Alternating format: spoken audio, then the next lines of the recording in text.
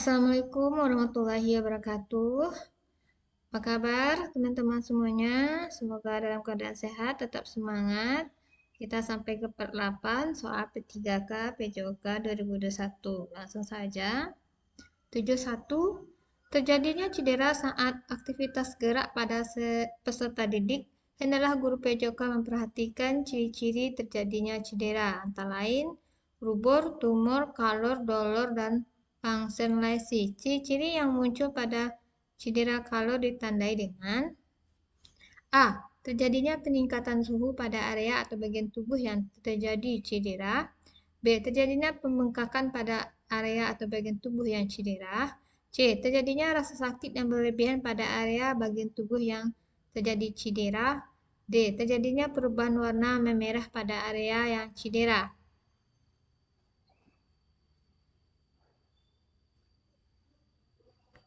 Jawaban C. Terjadinya rasa sakit yang berlebihan pada area yang terjadi cedera, di mana kondisi di lokasi cedera akan lebih panas dibanding dengan kondisi yang lainnya. 72. Olahraga yang dapat meningkatkan kelentukan tubuh adalah A. Aerobik, B. Jalan cepat, C. Bersepeda, D. Pilates. Jawaban D. Pilates. Untuk option A sampai C yaitu olahraga yang menggunakan oksigen yang untuk meningkatkan daya tahan jantung, sedangkan untuk Pilates untuk menjaga fleksibilitas tubuh. 73. Berikut ini manfaat aktivitas jasmani dan olahraga dalam pencegahan penyakit dan kesehatan adalah A. Mengurangi risiko penyakit jantung, B. Mengurangi risiko penyakit leukemia, C. Mengurangi risiko penyakit kulit, D. Mengurangi risiko penyakit influenza.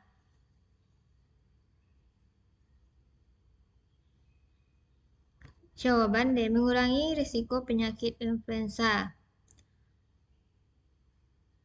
Karena influenza disebabkan virus, aktivitas jasmani dan olahraga memberikan efek faal tubuh yaitu jantung, paru, dan peredaran darah. Semua penyakit yang disebabkan oleh kurangnya aktivitas gerak. Jadi di sini mengurangi risiko penyakit influenza.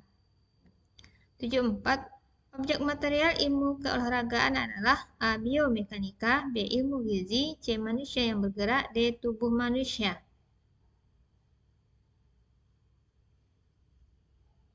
Jawaban C. Manusia yang bergerak. Dalam kajian epistemologis, objek formal ilmu pengetahuan meliputi kerangka teori yang membantu perspektif peneliti dalam melihat objek material. Contoh objek formal adalah ekonomi, biologi, fisiologi, sedangkan objek material berupa apa yang diteliti, misalnya benda hidup untuk biologi, masyarakat untuk sosiologi, dan gerak manusia untuk ilmu keolahragaan. 75. Merumuskan kegiatan awal, kegiatan inti, dan kegiatan akhir merupakan rincian dari pengembangan rencana pelaksanaan pembelajaran atau RPP yang diturunkan dari komponen silabus yang berupa A.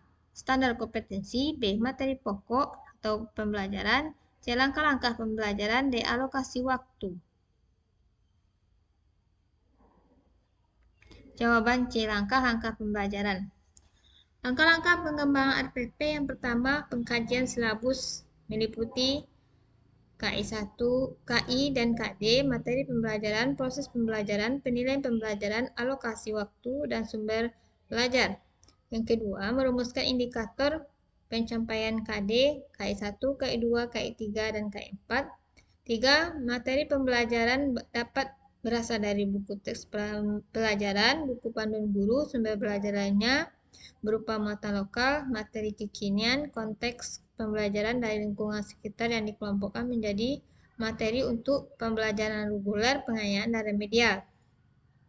4. Penjabaran kegiatan pembelajaran yang ada pada silabus dalam bentuk yang lebih operasional, berupa pendekatan saintifik disesuaikan dengan kondisi siswa dan satuan pendidikan termasuk penggunaan media, alat, bahan, dan sumber belajar.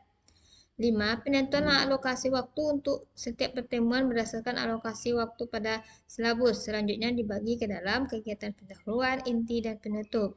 6. Pengembangan penilaian pembelajaran dengan cara menentukan lingkup teknik dan instrumen penilaian serta membuat pedoman penskoran. 7.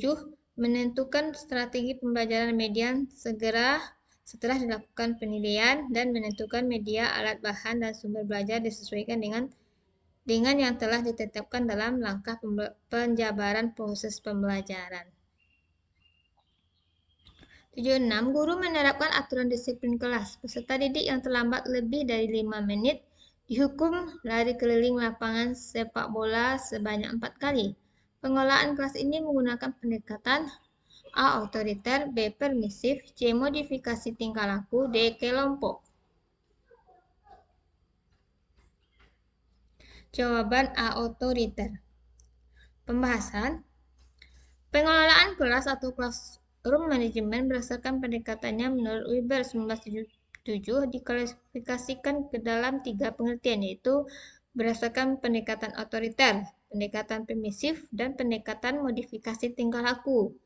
Berikut dijelaskan pengertian masing-masing pendekatan tersebut. Yang pertama yaitu pendekatan otoriter. Kegiatan guru mengontrol tingkah laku siswa. Guru berperan menciptakan dan memelihara aturan kelas melalui penerapan disiplin secara ketat. Yang kedua, pendekatan permisif, yaitu upaya guru untuk memberikan kebebasan kepada siswa melakukan aktivitas sesuai dengan yang mereka inginkan. Dan guru hanya menciptakan kondisi siswa merasa aman dan dalam melakukan aktivitas di kelas. Dan yang ketiga, motivasi tingkah laku. Merupakan proses perubahan tingkah laku. Jadi pengelolaan kelas merupakan upaya untuk mengembangkan dan memfasilitasi perubahan tingkah laku yang bersifat positif dari siswa dan berusaha semaksimal mungkin mencegah munculnya atau memperbaiki perilaku negatif yang dilakukan oleh siswa. 77. Guru memberikan pujian atau hadiah yang menimbulkan perasaan senang atau puas pada peserta didik yang berperilaku positif, menunjukkan peningkatan performa. Sebaliknya, tingkah laku yang kurang baik dalam melaksanakan program kelas diberi sanksi atau hukuman yang akan menimbulkan perasaan tidak puas pada gilirannya tingkah laku tersebut akan dihindari. Pendekatan pengelolaan kelas yang demikian termasuk A. Pendekatan kekuasaan, B. Pendekatan otoriter, C. Pendekatan kebebasan, D. Pendekatan perubahan tingkah laku. Jawaban D. Pendekatan perubahan tingkah laku. 78. Rubrik dapat digunakan untuk membantu peserta didik mengukur sejauh mana kompetensi yang dimiliki dan dapat digunakan sebagai bagian dari perbaikan pembelajaran. Salah satu tujuan rubrik seperti yang digunakan siswa tersebut bisa berfungsi untuk A. Memotivasi, B. Menghakimi, C. Menentukan peringkat, D. Kelengkapan administrasi.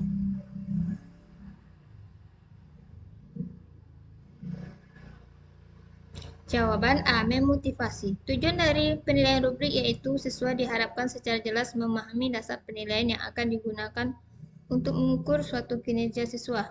Kedua pihak, guru dan siswa, akan mempunyai pedoman yang bersama yang jelas tentang tuntutan kinerja yang diharapkan.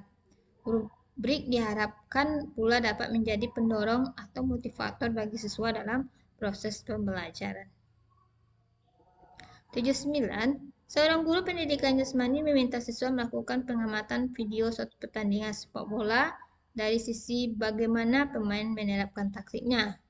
Kegiatan ini dapat disebut sebagai pendekatan saintifik dengan cara A. Eksperimentasi, B. Mengamati, C. Mengomunikasi, D. Menalar.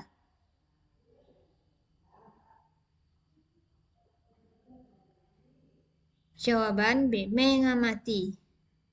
Pendekatan saintifik dapat dilakukan dengan mengamati, menanya, menalar, mengkomunikasikan, melakukan eksperimentasi.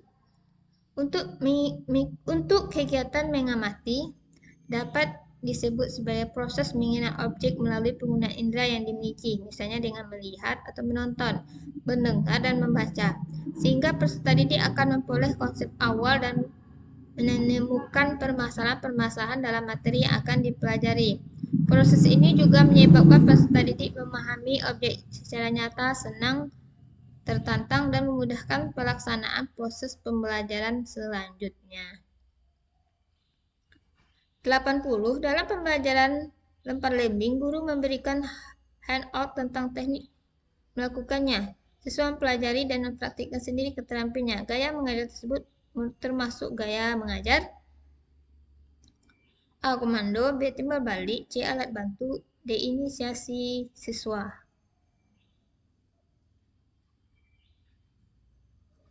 Jawaban A. Komando. Tujuan dari gaya komando ini adalah untuk mempelajari cara mengerjakan tugas dengan benar dalam waktu yang singkat, mengikuti semua keputusan dibuat guru. Dalam model ini, semua aktivitas pembelajaran keterlaksanaannya hanya dan sangat tergantung pada guru.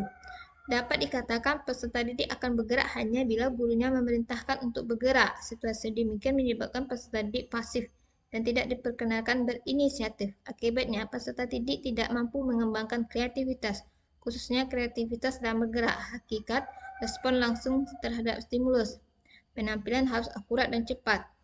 Kenapa demikian? Untuk soal ini, lempar lembing, kalau anak-anak berinisiatif sendiri, mereka akan melakukan kesalahan sehingga akan mencederai temannya. Jadi, untuk lempar lembing, tolak peluru, itu harus dengan gaya mengajar komando, karena akan berakibat fatal terhadap peserta didik lainnya jika melakukan suatu kesalahan. Demikian teman-teman untuk part 8 ini. Saya tidak henti-hentinya berdoa, semoga teman-teman semuanya lulus. Amin, amin, ya rabbal alamin. Assalamualaikum warahmatullahi wabarakatuh.